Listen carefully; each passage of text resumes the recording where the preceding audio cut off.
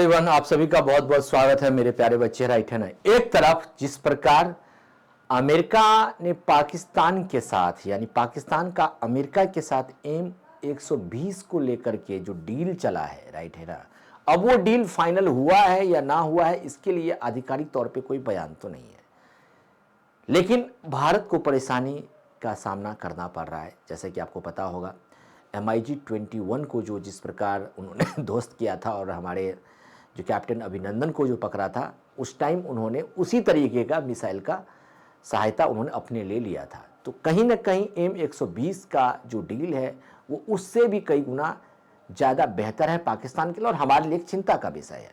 तो दोस्तों, दूसरी तरफ पाकिस्तान को भी एक चिंता का विषय सता रहा है, क्योंकि आमिर खान जो मुताकी है ये इंडिया दौरे पे आए हैं, इंडिया में है, राइट। अब ये कौन है, इससे क्या पाकिस्तान को नाराजगी है, ऐसी क्या चीज़ें हैं भाई? सीधी सी बातें हैं। मैं आपको पहली बात तो ये बता दूं कि आखिर ये कौन है आमिर खान मुताकी। ये अफगानिस्तान के विदेश मंत्री हैं और इनको संयुक्त राष्ट्र सुरक्षा परिषद ने 2001 में आतंकवाद घोषित किया था। तो एक आतंकवाद दूसरे आतंकवाद का भाई होता है, भाई भाई। सिंपल सा फंडा है। अगर आपका किसी से दुश्मनी हो और आपके घर के फैमिली मेंबर अगर उसके घर जाने लगे तो समझ लो कि दाल में कुछ काला है। तो आतंकवाद दोनों भाई। अब इसका भाई हमारे इंडिया में आया हुआ है। अब उन्हें यह डर सता रहा है कहीं कुछ ऐसा खुफिया जानकारी, कुछ ऐसा लीकेज तो नहीं कुछ हो रहा है, कुछ ऐसा हमारे देश की सुरक्षा की परिषद से, सिक्योरिटी की परिषद से के अकॉर्डिंग कुछ ऐसा मुश्किलों का सामना तो नहीं करना पड़ रहा है। तो इसलिए ये आमिर खान जो मुतकी है, जब से ये इंडिया आए हैं, है ना, और इसको लेकर के पाकिस्तान के पेट में दर्द सा चालू हो गया है। अब ये क्या है, आप समझिए ध्यान से। ये भारत के दौरे पर है, इसको लेकर के पाकिस्तान में कैसी चर्चा चल रही है। हालांकि अफगानिस्तान में क्या है कि तालिबान प्रशासन है ना। तालिबान प्रशासन के विदेश मंत्री आमिर खान मुतकी भारत पहुंच गए हैं। और मैं आपको बता दूं जब से 2021 में अफगानिस्तान की सत्ता पर जैसे ही तालिबान के द्वारा कब्जा किए जाने के बाद यह इस तरीके के मंत्री का यह पहला दौरा है भारत में। भारत ने अब तक तालिबान सरकार को औपचारिक तौर पे कोई भी ऐसी मान्यता नहीं दी है कि आप आइए हम लोग कुछ डील करेंगे। और दोस्तों, मैं आपको एक बात और बता दूं, अफगानिस्तान में हमारा कई बिलियन डॉलर का इन्वेस्टमेंट है, चाहे वहां पे पानी को लेकर के हो, बिजली को लेकर के हो, चाहे वहां पर एजुकेशन को लेकर के भी क्यों हो। मैं आपको थोड़ी देर बाद बताऊंगा।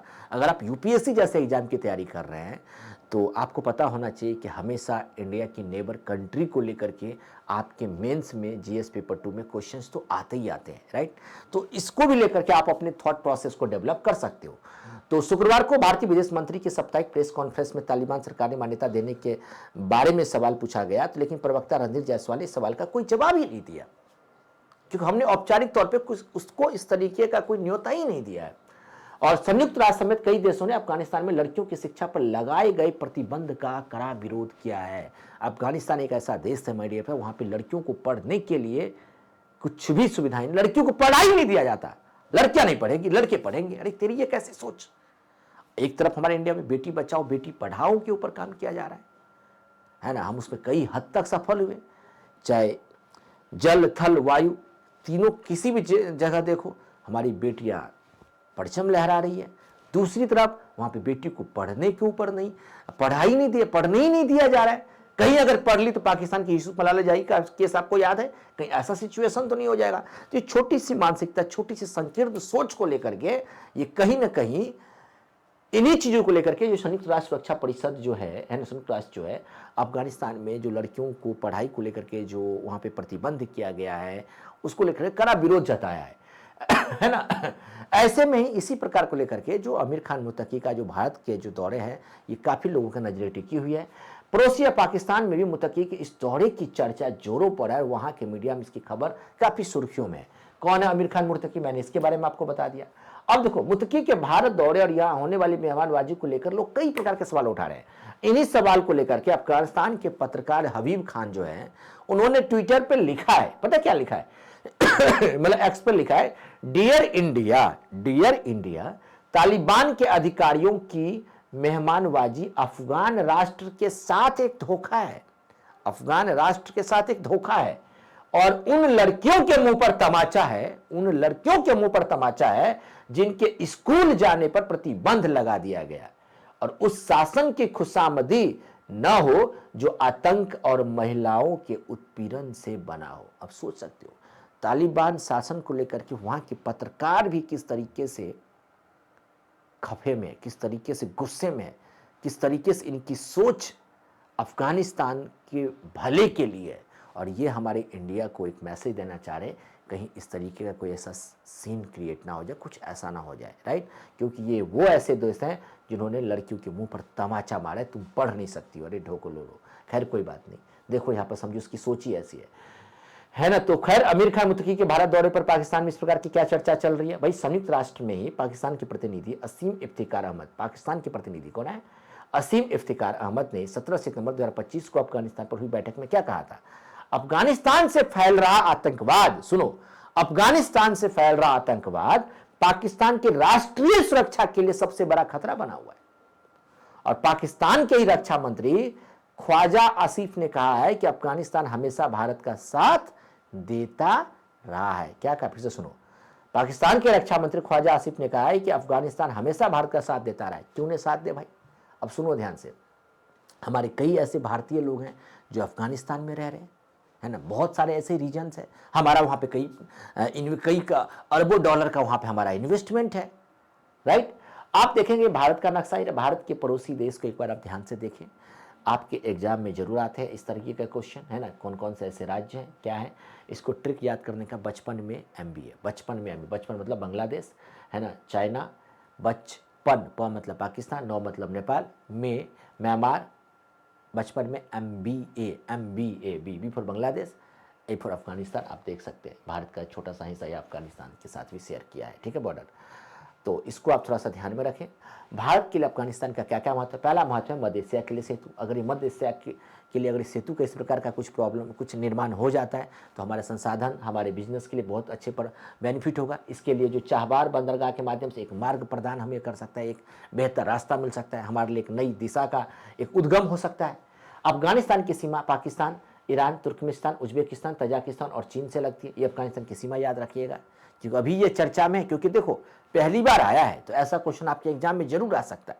इसको थोड़ा ध्यान में रखिए। अफगानिस्तान कौन कौन सी सीमाएं, पाकिस्तान है, ईरान है, तुर्कमेनिस्तान, उज्बेकिस्तान, तजाकिस्तान और चाइना से लगती है।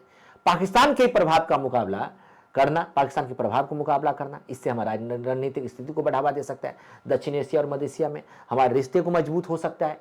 आतंकवाद का विरोध, मतलब जो अफगानिस्तान में भारत की भागीदारी, अफगानिस्तान में भारत की भागीदारी दक्षिण एशिया में आतंकवाद और उग्रवाद के खिलाफ लड़ाई में उसके नेतृत्व को प्रकाश डालता है। आप समझ रहे हैं कितना बड़ा जीत है।